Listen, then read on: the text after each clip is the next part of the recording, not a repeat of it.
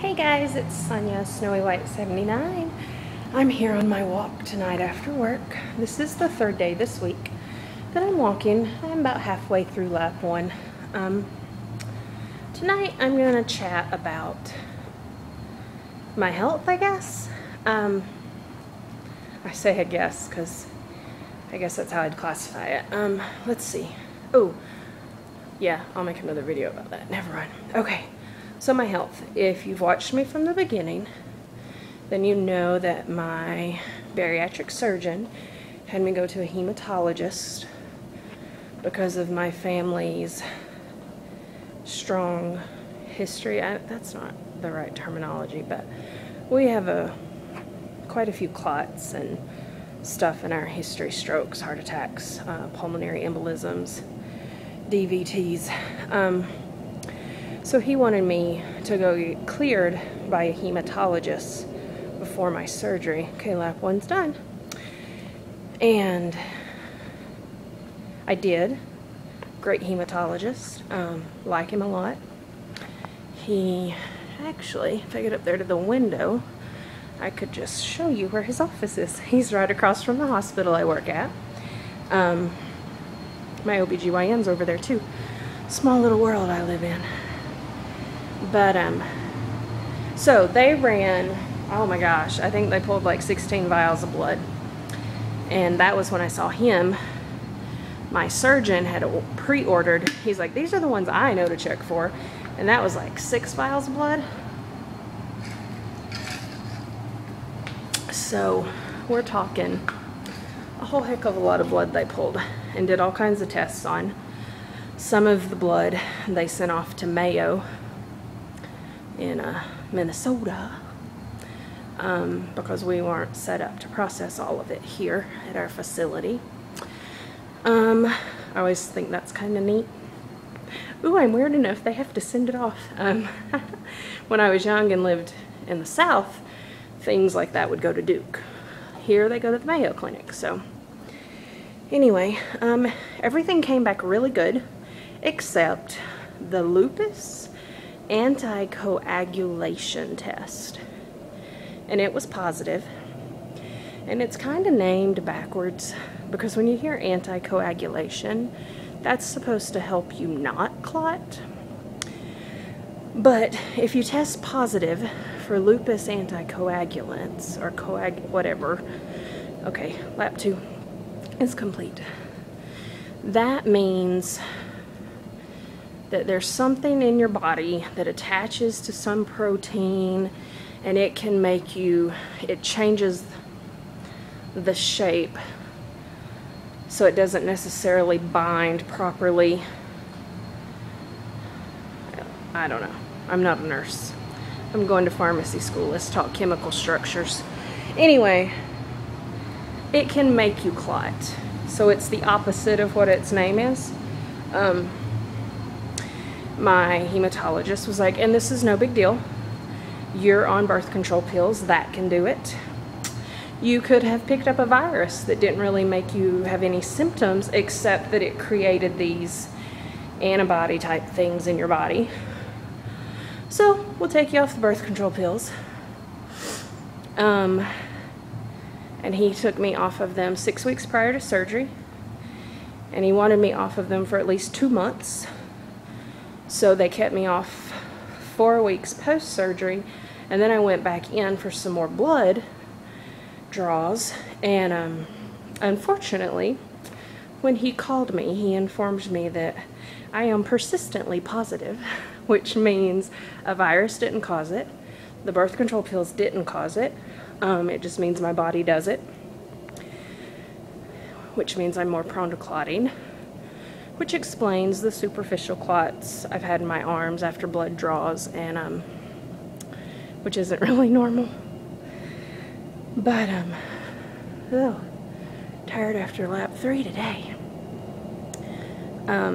Anyway, he said that means I cannot go back on the birth control that I was on, and that he wanted to consult with my GYN. And between the two of them, they would figure out what I could do for birth control, because obviously, just having had bariatric surgery, That's kind of important. And for various reactive issues, I can't participate in the use of condoms. I guess I'm allergic to them. It's not pleasant. So we've been without birth control for 12 weeks now. I had a 30-minute conversation with my gynecologist this morning. She's awesome also. Love her, she's great. She deals a lot with PCOS. She's like this big and has never made me feel bad about my size. She is the one who actually first brought up my having surgery, and it wasn't because I was overweight. It was because we were thinking about maybe trying to get pregnant. And she's like, I will help you no matter what you decide, but I want you to be aware that your chances of getting pregnant will increase, as well as, you know, it'll make me healthier, which would make the baby healthier if I were to lose weight. And she knew everything I had tried. She's like, so I just want you to think about bariatric surgery. So that was how the seed was first planted. And, ooh, hold on, my phone's ringing. Hey, whoop. I'm walking and recording, so. Recording. Oh, YouTube. Love you. Go to sleep. I'll be home in a little bit. Bye. My husband, he has to get up at 5 in the morning and it's midnight and he's awake. Oh, I completed lap 4, by the way. Okay, so back to my story. So that planted the seed. Had a 30-minute conversation with her today. My hematologist had gotten in touch with her last Thursday. So between the two of them, it's Tuesday, they took 3 days in the weekend to research, and between the PCOS and the blood clotting disorder, to figure out what would be best. They settled on trying the mini pill, which is, in my case, it's called Erin. Sometimes it's called Micron. I forget what the other name is. Kelnor, maybe? But it doesn't have estrogen. And estrogen is usually the primary clot causer. My warnings, my papers, read your papers when you pick up your pills, or don't if you're going to freak out.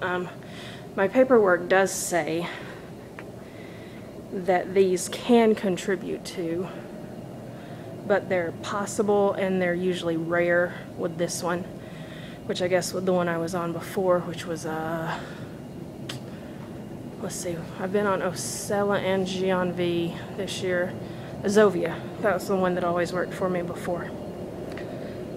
Lap 5, yay.